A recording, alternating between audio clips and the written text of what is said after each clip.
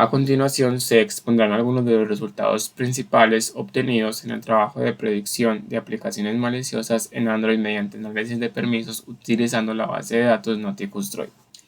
Inicialmente, para contextualizar, Nauticus Droid es una base de datos que está compuesta con permisos que requieren las aplicaciones, donde cada permiso contiene un valor de 1 o 0, 1 cuando la aplicación requiere de su uso o 0 en caso de que no sea así. El objetivo entonces es determinar un modelo de aprendizaje supervisado que sea capaz de garantizar la mayor precisión a la hora de diferenciar y detectar aplicaciones benignas y maliciosas. Consiste en un modelo de aprendizaje supervisado ya que contamos con las etiquetas que determinan si el comportamiento es benigno o malicioso y la base de datos contiene alrededor de 29.000 muestras, con datos balanceados entre cada una de las dos clases. En trabajos previos ya se han realizado diferentes procesos sobre esta base de datos y se han entrenado modelos como KNN, máquinas de soporte vectorial, paramétricos y métodos de ensamblaje de árboles, siendo estos últimos los que han mostrado una mejor capacidad predictiva, en donde no se requiere balanceo ni normalización de datos. No se requiere normalización ya que todos los registros son básicamente unos y ceros, entonces no hay necesidad de estandarización. Como dato curioso, en la base de datos inicialmente los autores contaban con alrededor de 7.000 permisos distintos. Sin embargo, en la publicación oficial, después de un proceso de filtrado y limpieza, contiene 86 permisos resultantes. Ahora vamos a hablar del entrenamiento y evaluación de los modelos. Como podemos ver, fueron 5 los modelos que se entrenaron para este trabajo. En la gráfica lo que vemos es el comportamiento de entrenamiento como de testeo para cada una de las posibles combinaciones de las variaciones de sus hiperparámetros. Vemos diferentes capas internas con sus respectivas neuronas, como variando estas vemos cada uno su comportamiento. Esto se hace con el fin de evaluar el mejor modelo entre sus hiperparámetros. También se hizo para cada uno de los valores o cada uno de los modelos utilizados. Vemos que los valores de entrenamiento y de testeo son gráficas que se comportan igual. Eso nos da un buen indicio de que no hay sobreajustes o aumentándole o disminuyéndole la complejidad del modelo.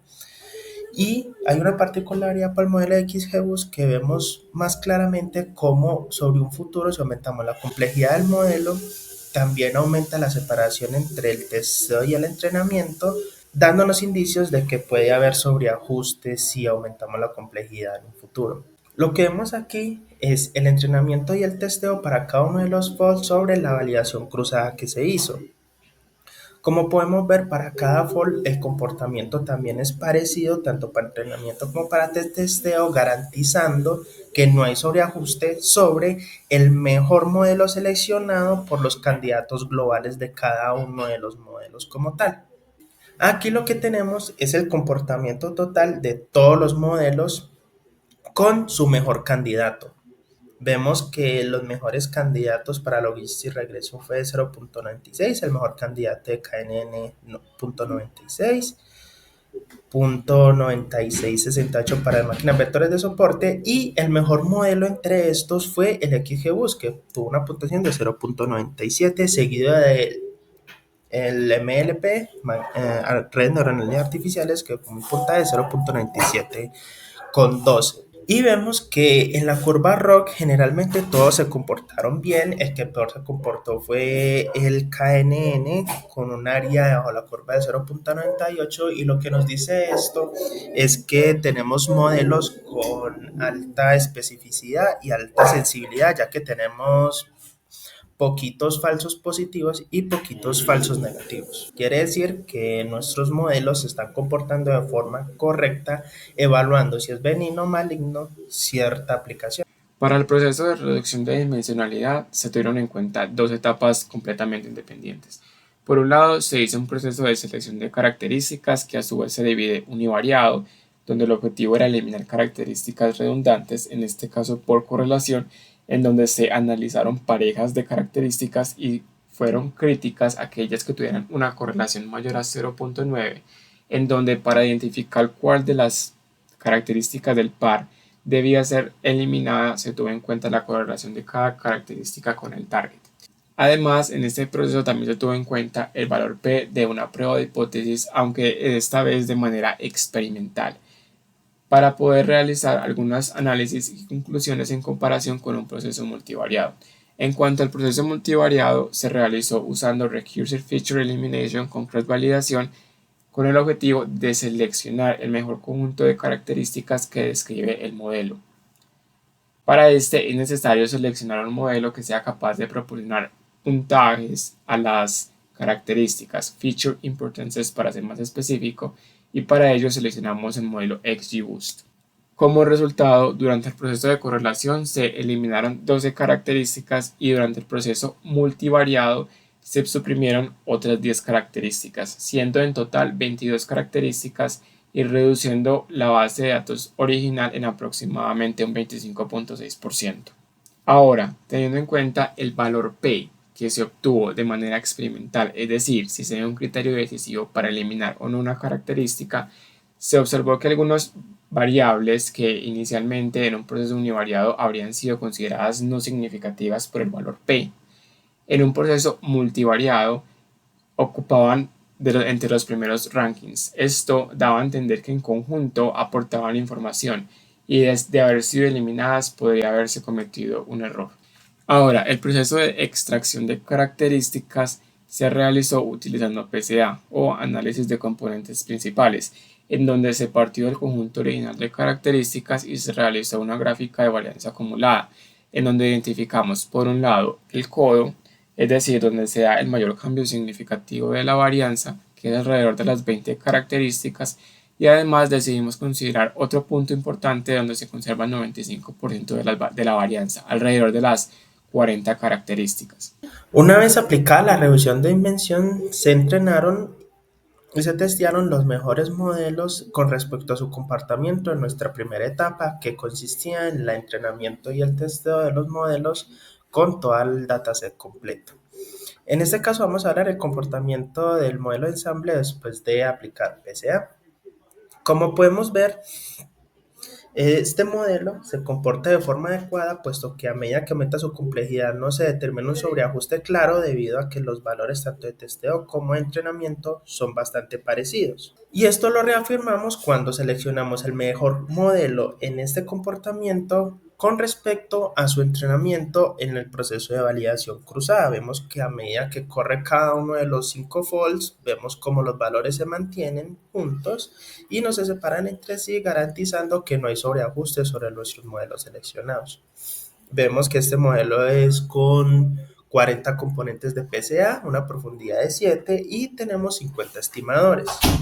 Y obtenemos también una muy buena respuesta a la hora de hacer el testeo. Aquí tenemos la reducción de dimensión y evaluamos el comportamiento de las redes neuronales artificiales después de aplicar PCA.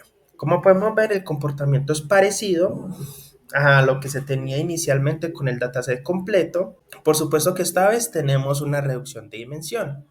Podemos ver que el mejor modelo seleccionado nos da dentro de sus respectivos fold en su validación cruzada un comportamiento cercano entre el testeo y la validación y el entrenamiento, garantizando que no hay sobreajuste sobre el modelo. Tenemos que el mejor fue con función de actividad ReLU en cada una de sus capas internas. Vemos que 128 neuronas en su capa interna escondida, 64 y 32 sobre su capa antes de la última, y tenemos 40 componentes de PCA. Vemos que los componentes de PCA son relevantes cuando tenemos un valor de 40. Ningún modelo quedó con buenos resultados con 20 componentes de PCA. Aquí vemos la reducción de dimensión por selección de características que se hizo con la correlación entre las variables, como se explicó anteriormente. Aquí lo que vemos es el comportamiento del modelo de ensamble después de aplicar selección de características. Como se puede ver, pareciera que cuando se aumenta la complejidad para un futuro, sí puede haber un sobreajuste. Claro que con el mejor modelo seleccionado para esta etapa, también se obtuvo un buen comportamiento en los fold en su etapa de validación cruzada. Aquí tenemos la reducción de dimensión y evaluamos el comportamiento MLP después de selección de características. Se debe recordar que quedamos con 64 características después de aplicar las etapas univariadas y multivariadas para evaluación de variables. Como se puede ver, también tenemos un comportamiento bastante bueno. Su testeo con entrenamiento se comportan de forma similar y no tenemos sobreajuste para aumentando la complejidad del modelo. Y eso lo garantizamos cuando seleccionamos el mejor modelo que se comportó aquí en el testeo. Vemos cómo para sus etapas de validación cruzada también son comportamientos parecidos entre las diferentes curvas, garantizando que no hay sobreajuste. Tenemos que los hiperparámetros para este modelo son función de actividad tangente hiperbólica y las capas escondidas son de 64, 32 y 16 neuronas respectivamente. En cuanto a los resultados obtenidos en el proceso de selección de características, tomando como métrica decisiva accuracy y métrica de soporte la curva ROC, el modelo XGBoost fue el más preciso para la predicción de los resultados, con una ligera diferencia en comparación con la red neuronal. Además, la curva ROC para ambos modelos fue bastante buena, lo que indica que tienen una buena capacidad discriminativa para diferenciar una clase de otra, lo cual es muy importante a la hora de determinar si una aplicación es malware o no. En cuanto a la evaluación del comportamiento después de PCA, para los dos mejores modelos seleccionados, nuevamente XGBoost gana para el valor de accuracy con una ligera diferencia en comparación con las redes neuronales. Y la curva ROC muestra un buen comportamiento a la hora de diferenciar verdaderos positivos de falsos positivos. Para concluir, podemos destacar ciertos aspectos. El modelo que mejor desempeño presentó, independientemente del proceso realizado, sea con el dataset original, sea con selección de características o con PCA, fue el método de ensamblaje XGBoost. Además, si se tuviese que elegir un solo modelo para la implementación final, XGBoost con selección de características podría ser el mejor candidato, ya que por un lado se mantiene prácticamente la misma capacidad predictiva que el dataset original y además se reduce la dimensionalidad en al menos un 25.6%, sin desprestigiar los resultados obtenidos por PCA, que aunque tiene una accuracy un poco más bajo, es importante destacar que la reducción que se obtuvo fue de al menos un 53.4%. Y eso puede ser un dato importante si quiere considerarse en casos donde se desee optimizar el tiempo de ejecución o dimensionalidad.